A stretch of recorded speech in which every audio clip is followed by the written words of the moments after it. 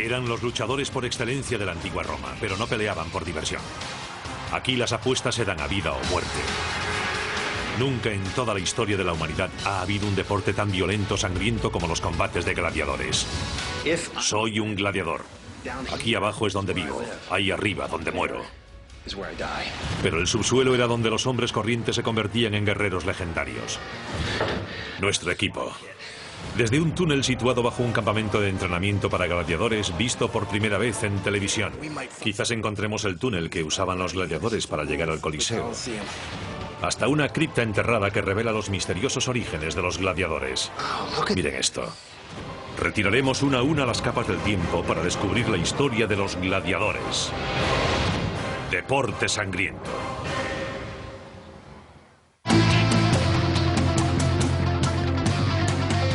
Ciudades bajo tierra, Nápoles, Roma y los gladiadores.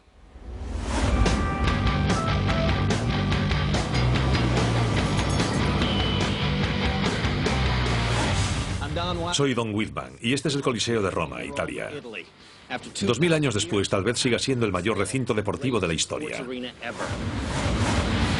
Durante 400 años albergó todos los espectáculos imaginables, imponentes recreaciones de batallas navales en las que se inundaba todo el recinto con agua, cacerías de animales salvajes con especies exóticas traídas desde todos los rincones del mundo, ejecuciones públicas y, por supuesto, el espectáculo más importante de todos, el combate de gladiadores. Los gladiadores eran los famosos de su época, leyendas incluso, pero sus vidas distaban mucho de ser glamurosas. La mayoría de lo que sabemos sobre los gladiadores ocurría aquí arriba, en la arena, pero hay un mundo oculto de los gladiadores que muy pocos han visto. Sus orígenes, sus vidas cotidianas, sus historias han estado perdidas durante miles de años, enterradas en el subsuelo. En su apogeo, la Roma antigua se extendía a lo largo de más de 5 millones de kilómetros cuadrados y se celebraban combates de gladiadores en todos los rincones del imperio, desde Gran Bretaña a Turquía. Para los guerreros que a menudo no eran voluntarios, los juegos significaban la vida o una muerte violenta, la oportunidad de luchar por la libertad o de seguir condenado a la esclavitud. Pero en ningún lugar las apuestas estaban más altas y los combates eran más importantes que en el Coliseo, el corazón de la antigua capital romana. El Coliseo que se encuentra aquí, a mis espaldas, era la arena en la que los gladiadores se convertían en estrellas, donde los romanos les veían luchar hasta una muerte sangrienta. Pero este espectáculo sangriento era en realidad el final de un largo camino para la mayoría de estos hombres. De hecho, aquí, debajo de esta calle, bajo mis pies, hay un túnel enterrado que llevaba a los gladiadores hasta la arena. Desde aquí, un campo de entrenamiento, una escuela de élite para gladiadores, la mayor del mundo romano, donde aprendían las bellas artes de matar y morir. En 1937, durante las obras de la Vía Ladicana, los operarios encontraron los restos de la Ludus Magnus, la escuela de gladiadores más grande y famosa de Roma. Era el campo de entrenamiento por excelencia para los gladiadores más duros y más habilidosos del mundo. ¿Cómo estás? Encantado. Lo mismo digo, ¿qué tal? He quedado con un experto de gladiadores, Hendrik Day, que dispone de un permiso especial para acceder a las ruinas de la Ludus Magnus. Ludus Magnus. ¿Qué significa eso? La gran escuela de gladiadores. O sea que estamos en la primera división de los gladiadores. Podría decirse así. Además, era muy útil que estas escuelas estuvieran cerca del Coliseo, porque los gladiadores podían ir directamente desde sus alojamientos hasta el mismo Coliseo. Durante casi 2000 años, este lugar estuvo enterrado y perdido bajo siglos de tierra y escombros. Pero en 1937 las obras en la calle desenterraron la Ludus Magnus. Esto es genial. Después de ti. Gracias. Los arqueólogos tuvieron que sacar aproximadamente 22.000 metros cúbicos de tierra en el centro de la sexta ciudad más grande de Europa.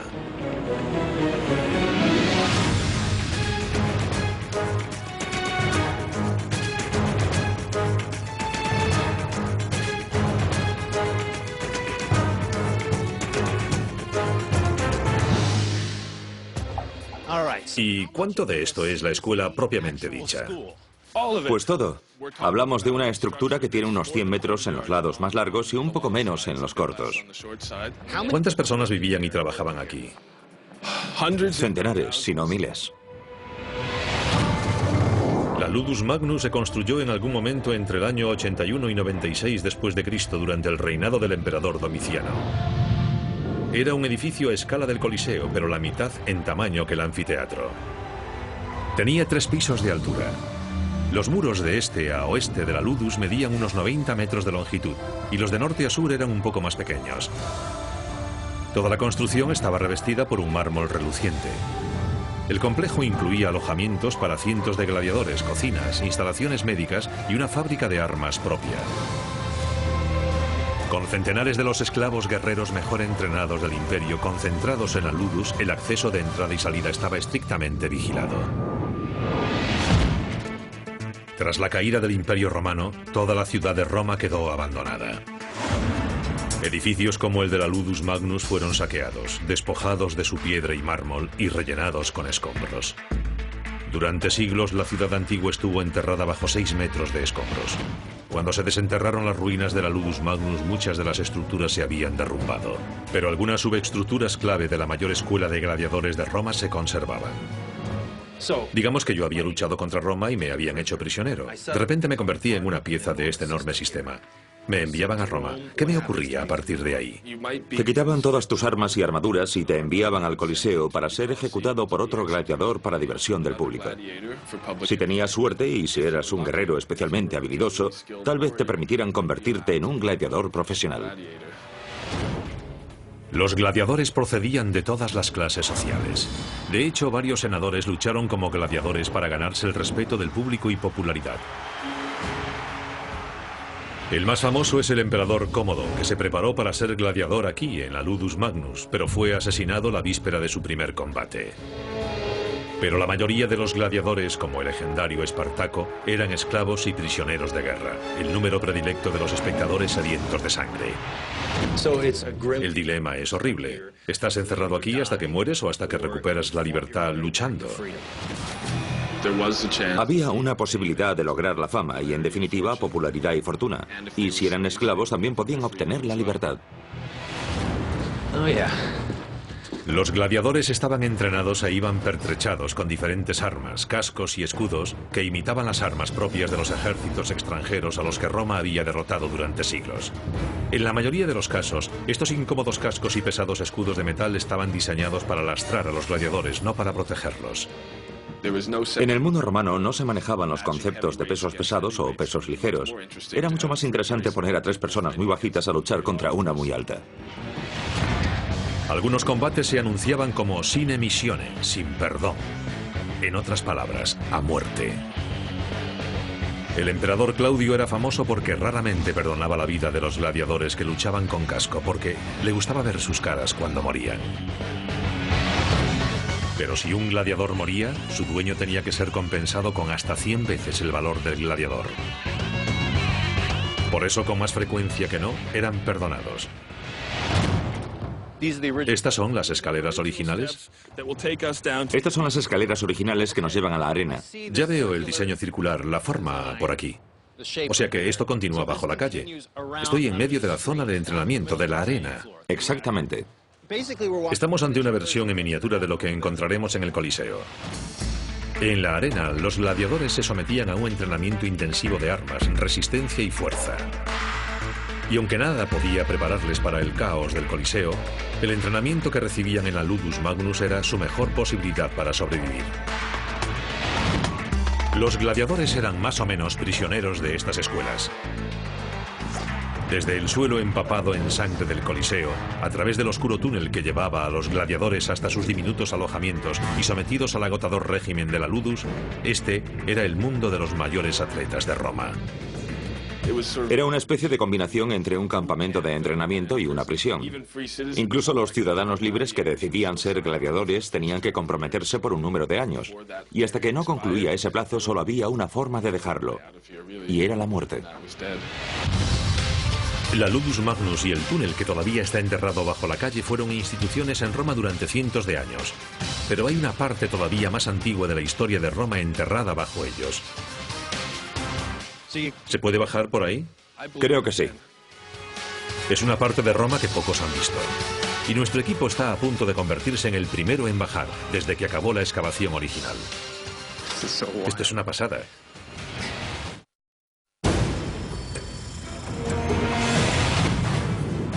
A la sombra del más importante recinto deportivo de la historia y bajo el suelo de la Ludus Magnus, el campamento de entrenamiento para gladiadores por excelencia, hemos tenido la excepcional oportunidad de acceder a los restos de un barrio enterrado bajo la escuela de gladiadores a través del alcantarillado de la zona. Tal vez encontremos la entrada al túnel de los gladiadores, perdido hace mucho tiempo. ¿Se puede bajar por ahí? Creo que sí. Esta zona poco explorada era el nivel de la calle de un barrio antiguo, construido más de 100 años antes que la Ludus Magnus. ¿Alguna vez has bajado hasta aquí? No he bajado nunca.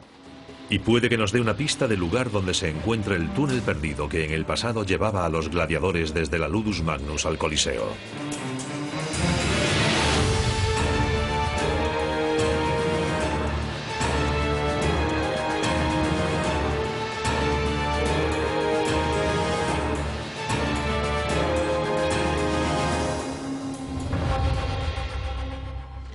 Miren esto. Es Roma. ¿De qué época es esto? Lo que tenemos aquí es el bajo de una casa del siglo I antes de Cristo. Estamos hablando de antes del anfiteatro. Hablamos de 200 años antes del anfiteatro que tenemos sobre nuestras cabezas.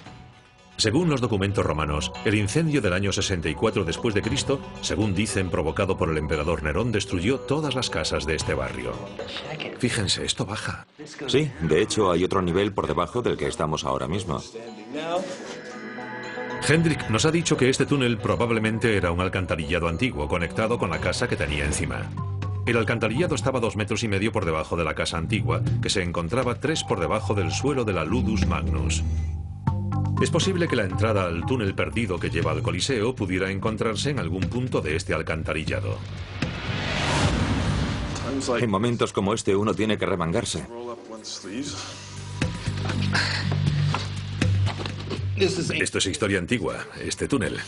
Y está lleno de agua y porquería.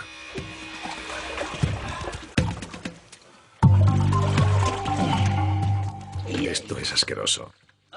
Sí. Y me está entrando agua en los zapatos. Bueno, piensa que esto se construyó aproximadamente entre el 200 y el 50 antes de Cristo. Aunque este túnel todavía sostiene a la calle que tiene encima, un derrumbamiento nos impedía continuar. Y como era demasiado peligroso excavar, nuestro equipo de operaciones especiales. Con esto podríamos colarnos en esta parte poco conocida de Roma y echar un vistazo al túnel perdido que hay entre aquí y el Coliseo. Fíjense en esto. Todas estas luces pequeñas son infrarrojos. O sea que podemos ver en total oscuridad. Los equipos de operaciones especiales usan estas cosas.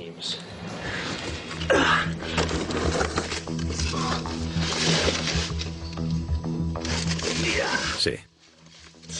¿Ven lo que me espera? Sí, ahí está. Lo enfocamos.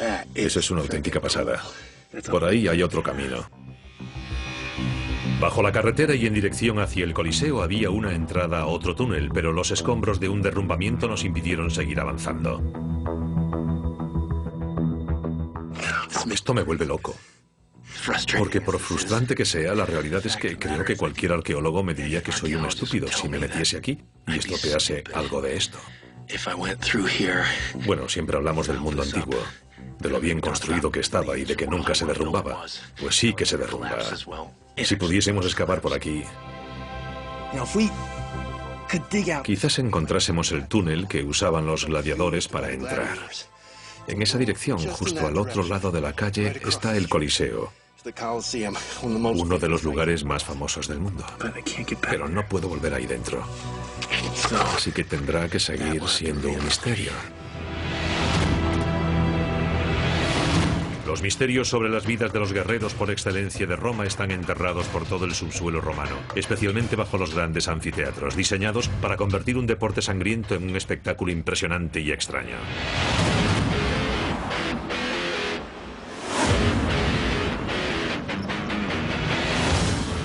Ese es el estadio olímpico donde juega el equipo de fútbol de la Roma. Hoy hay partido y hay un poco de descontrol. Los tifosis italianos alborotan bastante. Es una tradición que se remonta a hace 2000 años. Pero en la antigua Roma, estos aficionados no se emocionarían ante un gol, sino ante una masacre.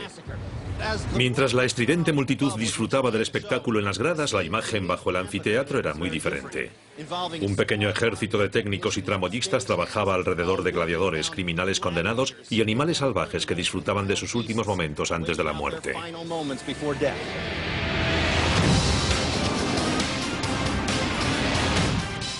240 kilómetros al sureste de Roma y 50 kilómetros al oeste de Pompeya se encuentra la localidad de Pozzuoli. Tiene una de las estructuras subterráneas mejor conservadas de todos los anfiteatros del mundo romano. He quedado con Katy Parla, experta en el anfiteatro de Pozzuoli. Buongiorno. Buongiorno. Grazie. A medida que los combates de gladiadores crecían en popularidad, el espectáculo que les rodeaba se volvía cada vez más espectacular y extraño. Bajo esta enorme arena se conservan pruebas de cómo se organizaba el espectáculo de los combates de gladiadores, los mecanismos complejos y sofisticados que se usaban para crear la experiencia bélica más espectacular de la antigua Roma. Ahora vemos que es una estructura enorme, pero es solo la mitad de lo que era, ¿no? Desde luego, lo que vemos es solo una parte de la altura original que debía alcanzar casi los 45 metros. Pero comparado con el Coliseo de Roma, ¿esto cómo era? La capacidad del Coliseo era para unas 60.000 personas y aquí hablamos de unas 40.000. Como otras arenas importantes de la antigua Roma, la de Pozzuoli fue diseñada y construida con los combates de gladiadores en mente. De hecho, la palabra arena, que ha ampliado su significado latino, designaba entonces solo la tierra que se vertía en el suelo para absorber la sangre de los gladiadores. Estamos entrando en el anfiteatro tal y como lo harían los gladiadores.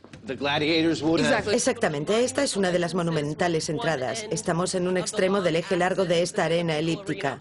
Ahora estamos al nivel del escenario. Es un anfiteatro enorme, caray. Estos agujeros que vemos aquí cubiertos con rejillas de acero, en realidad antes eran plataformas de madera.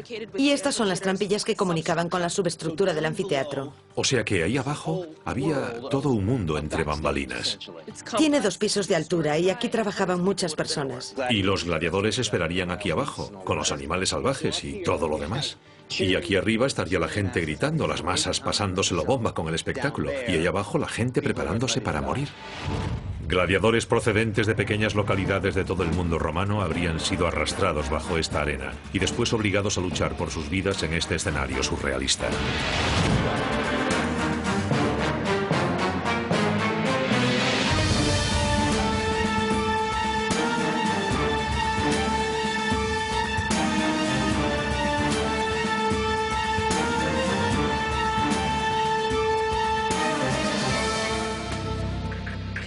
Vaya, ¿a qué profundidad estamos aquí?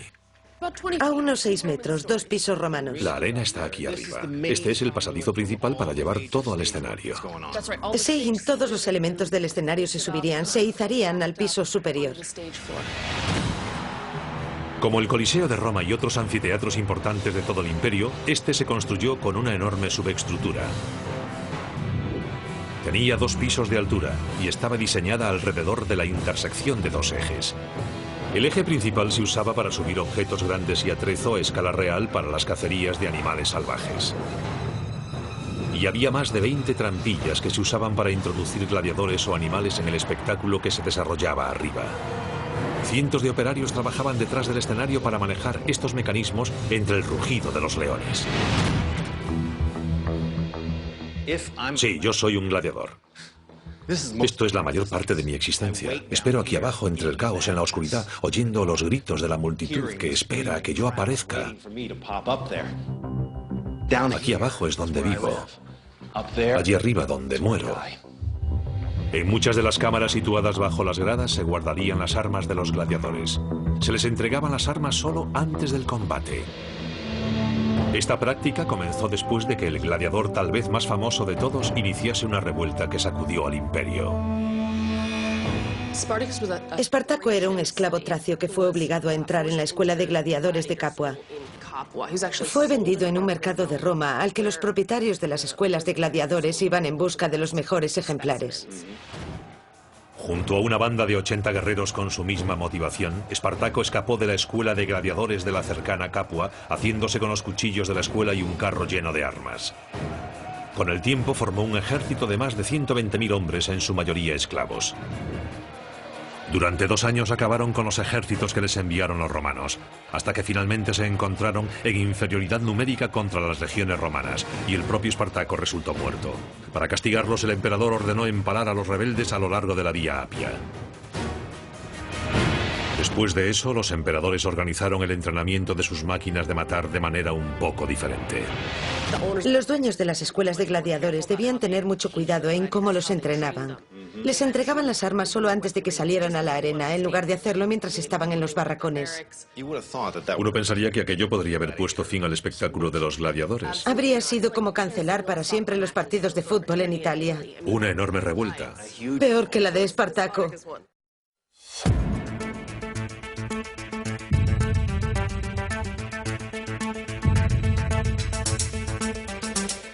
En las entrañas del anfiteatro de Pozzuoli se encuentran los dispositivos nunca vistos que controlaban el impresionante y extraño espectáculo de los combates de gladiadores. Desde trampillas desde las cuales los gladiadores o los animales salvajes sorprendían a sus enemigos, a complejos atresos teatrales que se subían hasta la arena. Estas bambalinas subterráneas convertían los combates de gladiadores en el espectáculo más brillante y sangriento de la Tierra. Estamos en la parte más baja de la estructura, desde la que tenían que subir objetos enormes, personas, animales, de todo, a la arena que se encontraba sobre sus cabezas. Para hacerlo necesitaban un sistema de poleas que llegaba a todas partes. Tal era la complejidad, tal era la dificultad del montaje de este espectáculo. ¿Hasta dónde eran capaces de llegar para crear una experiencia estrafalaria? Una jornada en Pozzuoli seguía un programa predecible de caos y sangre. Por la mañana, caza de animales. Después, tras la comida y un poco de vino, las ejecuciones públicas y el número principal, las luchas de gladiadores, a menudo a muerte. Para los hombres que se veían obligados a vivir esta vida, el espectáculo era impresionante y aterrador. Pero por muy elaborada que fuese la escenografía, el espectáculo se reducía a una batalla sangrienta. Normalmente había un par de docenas de gladiadores que combatían de 2 en 2. Pero para ocasiones importantes como la celebración de una victoria militar, los emperadores reunían hasta 5.000 parejas de gladiadores que luchaban durante 4 meses. Los organizadores de los juegos, los directores, añadían espectáculos cada vez más extravagantes para acompañar a los combates de gladiadores. Muchos expertos creen que, al igual que el Coliseo, el anfiteatro de Pozzuoli era inundado para recrear batallas navales. Y la clave que apoya esta teoría está oculta en un túnel oscuro, prohibido para visitantes, al final del eje corto.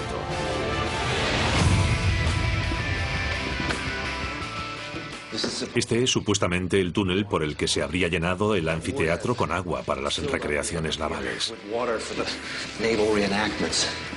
Esto es genial. Estamos a unos 9 metros por debajo de donde se sentaba el público para contemplar los combates de gladiadores y vamos a salir del estadio, bajo las calles de Pozzuoli. Miren esto. Es por ahí. Tenemos una forma de T. Y va también por ese lado. A ver qué tenemos por aquí.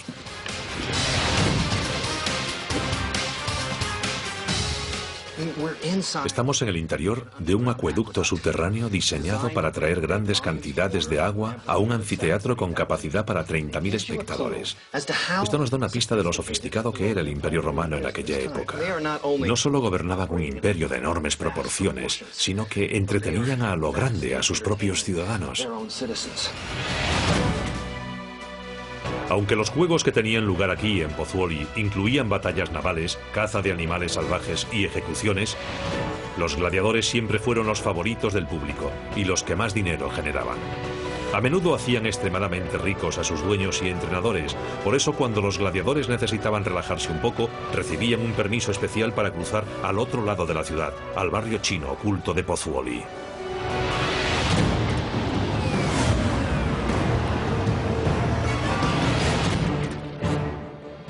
He quedado con un nativo de Pozzuoli, Antimo Di Domenico, que ha caminado por estas calles de adoquines desde que era un niño. Pozzuoli, o como se llamaba en la antigua Roma, Puteoli, se encuentra en los Campos Flegreos, una zona sísmicamente activa, en la que se halla el monte Vesubio, el volcán que arrasó Pompeya, y está situada literalmente a la sombra del volcán Solfatara. Debido a los movimientos de tierra constantes que se producen en la zona, la montaña ha empezado a desmoronarse. Pero la destrucción sísmica también ha revelado una larga sección de la ciudad enterrada, incluido el antiguo barrio chino de Puteoli. Accesibles a través del viejo ayuntamiento encontramos los restos de la Pozzuoli del siglo I. ¿Entramos? Sí, por aquí. Y de un burdel enterrado, donde las pruebas demuestran que los gladiadores disfrutaban de un indulto momentáneo de su sangriento destino en la arena.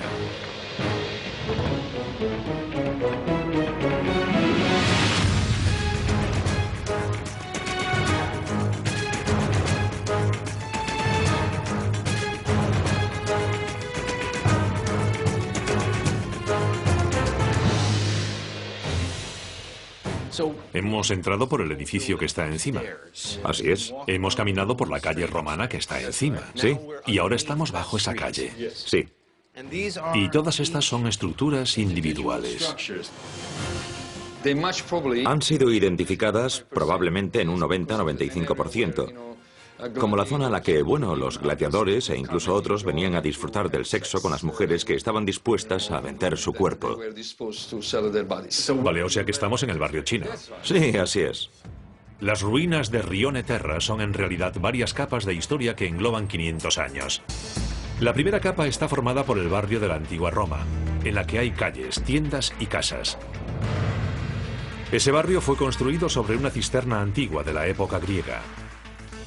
Cuando los romanos ocuparon esta zona, convirtieron estas cisternas en sótanos y crearon el burdel. El burdel ocupa aproximadamente una manzana y tiene una docena de habitaciones. Tras la caída de Roma y varios siglos de reconstrucción, se construyó encima la ciudad moderna que enterró la antigua. Así que aquí es donde los gladiadores venían a... Pues sí, sí. Los gladiadores, por supuesto, venían aquí porque siempre corrían peligro de morir un día o al siguiente. Así que al menos podían tener a la mujer de esta zona que quisieran antes de despedirse de la vida. Estamos hablando de un burdel enterrado. Así es. Porque no era algo que quisieran que conociera la opinión pública en general. Sí, se ocultaban para que la gente no supiera lo que pasaba aquí.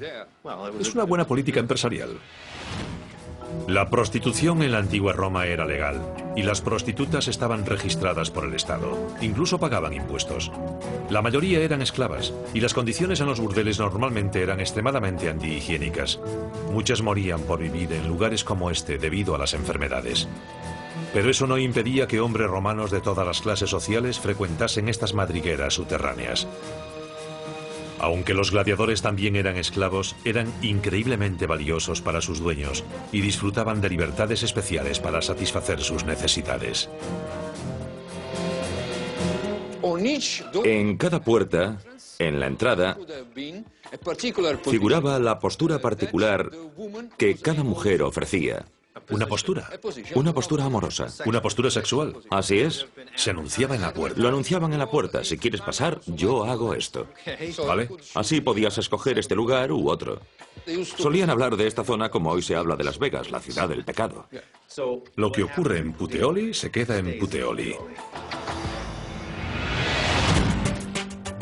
Pero este no era el único burdel de la antigua Roma. De hecho, en las ruinas de la cercana Pompeya se encontraron dibujos similares de posturas sexuales.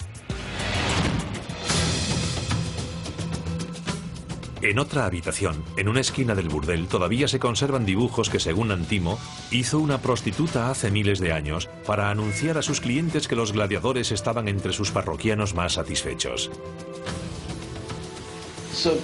Está claro que es muy impreciso, pero vemos esbozado un casco de gladiador aquí. Y parece claro que a la derecha hay otro más, por aquí. Me imagino que todo esto, toda esta pared habría sido básicamente un anuncio, ¿no? Sí, exacto. Tengo gladiadores entre mis clientes. Felicidades, estáis en el mismo sitio. Más o menos, sí. Así que si yo fuese un hombre cualquiera y me estuviese pensando a qué prostituta ir, Sí. y viese que la visitaban gladiadores, pensaría que esta mujer era muy buena. Sí.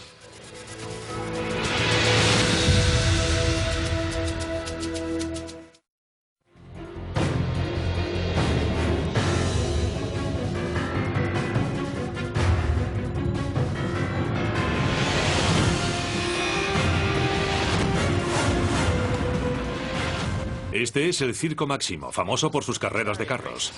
Y aunque no se construyó para ello, también albergaba combates de gladiadores. Verán, en una época en la que las revueltas en masa eran una amenaza cotidiana, mantener feliz al pueblo romano con deportes sangrientos era una forma de autoconservación, una forma de mantenerse en el poder. Era un viejo truco que el imperio hacía con su propio pueblo. Y recientes excavaciones en el corazón de Roma han revelado una de las tácticas que utilizaban y cómo la plebe romana usaba espacios subterráneos como lugar de oración para un antiguo culto marcial.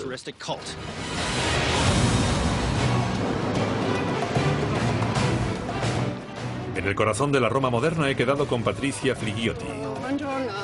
Es una arqueóloga que ha dedicado 10 años a excavar unas ruinas enormes conocidas como Crypta Balbi, un barrio de la antigua Roma que rodea a un enorme teatro con miles de localidades. Es una parte muy bien conservada de la vida romana y una pista para comprender por qué los sangrientos combates de gladiadores eran el pasatiempo favorito de Roma. Estamos hablando de este edificio y de ese otro, y hoy este es una embajada, ¿verdad? Sí, la embajada brasileña ante la Santa Sede, ante el Vaticano. Entiendo. El teatro fue construido el año 13 a.C. por Lucio Cornelio Balbo, ayudante de Julio César, para celebrar una gran victoria romana. Era el tercer teatro más grande de Roma. Pero tras 2000 años de constantes construcciones y reconstrucciones, la versión de Broadway de la antigua Roma quedó enterrada bajo la ciudad moderna. Entremos.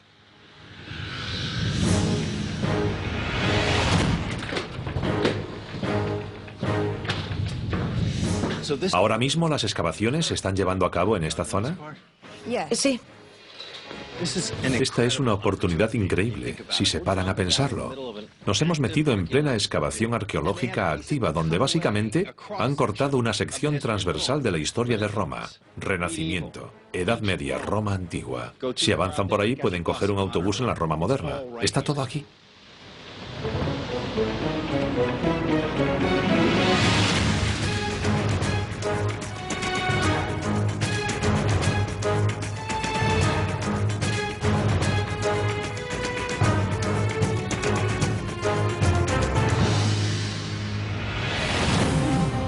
La Crypta Balbi y el barrio que la rodea fueron descubiertos en el patio de una villa medieval. Cuando los arqueólogos, entre ellos Patricia, empezaron a excavar en 1983, desenterraron una enorme parte de la ciudad antigua. En la antigua Roma, esta zona habría estado repleta de enormes edificios cívicos, entre los que habría un centro de distribución de trigo, en el que los ciudadanos de Roma podían conseguir trigo gratis una vez al mes. Todo formaba parte del plan del imperio para mantener a su pueblo bajo un control total, alimentado y feliz. Los romanos tenían una expresión muy interesante, panem et circenses, que significa pan y circo. Daban de comer al pueblo y lo entretenían. A medida que el imperio romano se volvía más violento con las constantes guerras y revueltas, el reparto de comida y los teatros como este ya no bastaban para mantener contenta a la gente. De modo que el imperio tuvo que mejorar la oferta de ocio con violencia sin medida. Y los combates de gladiadores eran la forma perfecta de satisfacer el deseo de sangre del pueblo. Estaban financiadas por senadores, emperadores y romanos ricos que buscaban ganarse el favor del pueblo. El emperador César poseía tantos gladiadores que el Senado tuvo que limitar la cantidad de dinero que una persona podía gastar en los juegos ante el temor de que un ejército privado tan grande y tan bien equipado pudiese causar una revuelta. Dicen que el emperador Nerón era especialmente salvaje. Combinaba el teatro clásico con los deportes sangrientos. Montaba representaciones en las que el papel protagonista de una tragedia griega era interpretado por un criminal condenado. Cuando al personaje de la obra le llegaba el momento de morir, un verdugo de verdad mataba al criminal sobre el escenario. Pero mientras unos romanos iban al Coliseo para recibir su dosis diaria de violencia, otros acudían a un culto religioso. En otra zona de las excavaciones, a la sombra del teatro antiguo, encontramos pruebas de la presencia de una sociedad secreta. En la esquina suroeste de la Crypta Balbi, cruzando la calle desde el teatro antiguo, se encontraba el santuario de un culto misterioso fundado por los miembros de la clase guerrera romana. ¿Qué es este espacio de aquí? Este era un santuario al dios Mitra. Mitra. Durante el siglo III después de Cristo, este espacio, situado tras la cripta Balbi, se convirtió en un santuario dedicado a este dios persa. Aquí mataban al toro, que era un sacrificio. O sea que se realizaba un sacrificio ritual. Un sacrificio ritual. Y creo que ese agujero del suelo podría ser la llamada fossa sanguinis, la fosa de la sangre, donde se recogía la sangre del toro asesinado. Como muchas religiones exóticas de la antigua Roma, el mitraísmo llegó con el regreso de los soldados que habían luchado en Oriente. La principal razón es que Mitra estaba considerado un dios invencible. Así que esa idea encajaba con la idea de un soldado romano invencible, un guerrero. Dada la devoción que había inspirado en los soldados, el culto empezó a ascender en el escalafón social de Roma y al final se hizo popular entre los senadores, incluso entre los emperadores. Dicen que dos famosos emperadores, Nerón y Cómodo, que deseaban fervientemente ser gladiadores, profesaban el mitraísmo. Dado que era comúnmente aceptado en todos los niveles sociales de Roma, cuando el emperador Constantino se convirtió al cristianismo en el siglo IV, dicen que fusionó numerosos elementos y rituales mitraicos con el cristianismo, incluido el de convertir el 25 de diciembre, el cumpleaños de Mitra, en el día que se celebra el nacimiento de Jesús. Esta es la zona de sacrificio situada en el interior del templo, que básicamente tenía estas superficies planas por aquí sobre las que los fieles se inclinaban para celebrar sus rituales. El dios Mitra otorgaba a sus fieles un carácter invencible, así que ya se imaginarán que era muy atractivo para los gladiadores, cuya sola existencia era cuestión de vida o muerte.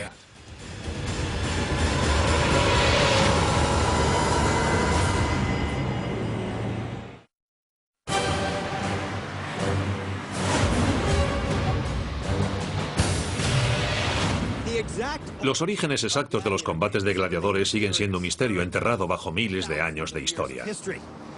Pero sí sabemos que en Roma el primer combate de gladiadores del que hay constancia se celebró hace 2300 años aquí mismo, en lo que hoy es un aparcamiento y en aquella época un viejo mercado de ganado. No se trató de un gran espectáculo deportivo, sino de una pequeña ceremonia fúnebre para honrar a un hombre muerto, haciendo que otros dos hombres luchasen hasta la muerte. Pero ¿cómo una ceremonia privada llegó a convertirse en tan gran espectáculo? ¿Y por qué los romanos de la plebe estaban tan sedientos de sangre?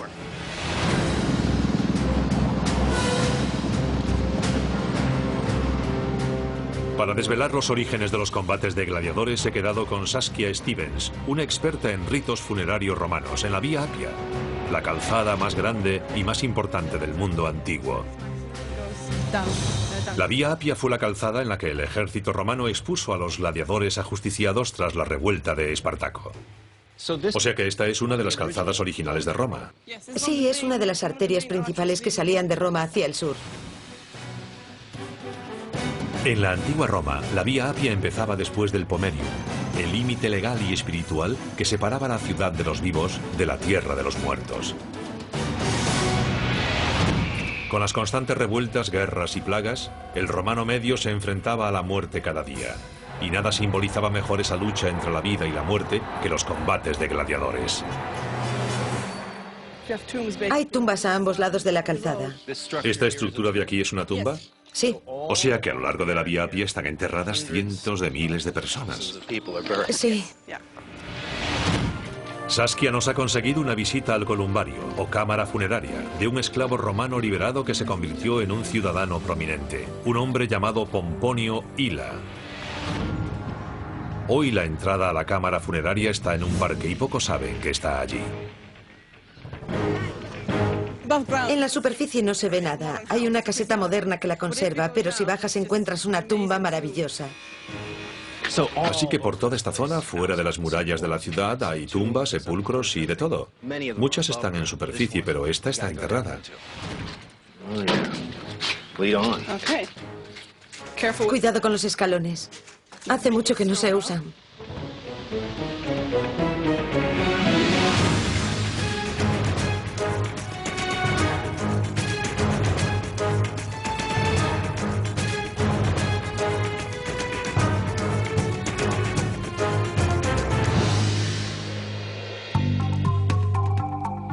Esto es muy profundo. ¿De qué época estamos hablando aquí? Principios del siglo I después de Cristo. O sea que esto tiene 2000 años. Vamos a entrar en las tumbas de romanos antiguos.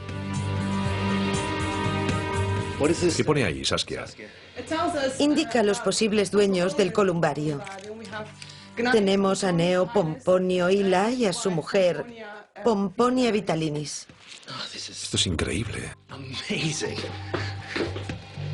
La tumba fue excavada a 12 metros de la superficie, en la tufa, la piedra volcánica blanda que forma el subsuelo romano. Fue construida como tumba comunitaria. Los dueños excavaban un nuevo nicho cuando una familia compraba un hueco para un ser querido, lo que iba creando la cripta en forma de panal. Miren esto. Hay docenas y docenas de pequeños nichos con... ¿Qué hay dentro? ¿Cenizas? Sí, ahí dentro hay cenizas. Así eran las incineraciones romanas. Se ven trozos de huesos.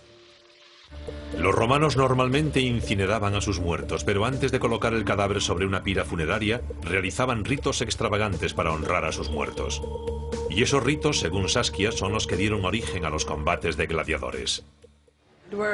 Eran juegos funerarios. Se organizaban especialmente si se trataba de una persona importante. Cuanto mayores eran los juegos... Más importante era la persona. ¿Y en esos juegos hablamos de combates de gladiadores? Sí. Lo interesante de estos combates es que tratan sobre la vida y la muerte. Así que hay un paso del mundo de los vivos al de los muertos. Es tentador. Estás tentando a que la muerte venga a buscarte, pero tienes que luchar por tu vida para sobrevivir.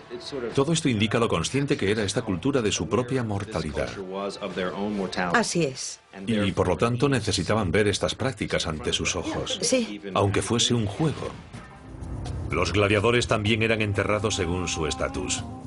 Los funerales de los gladiadores más importantes eran costeados por una especie de sindicato de gladiadores al que muchos pertenecían. Otros simplemente eran arrojados al río o a una fosa común con otros gladiadores. Esto era lo que te esperaba si pertenecías a una clase media alta. Si tenías un estatus social, dinero, si eras respetable, acababas aquí.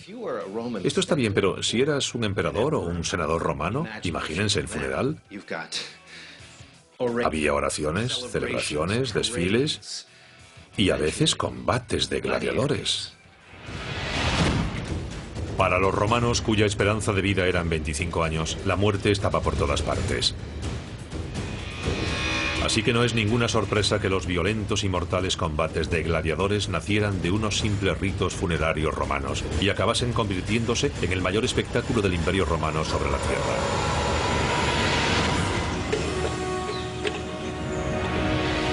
En el año 404 después de Cristo se celebró el último combate de gladiadores del que hay constancia.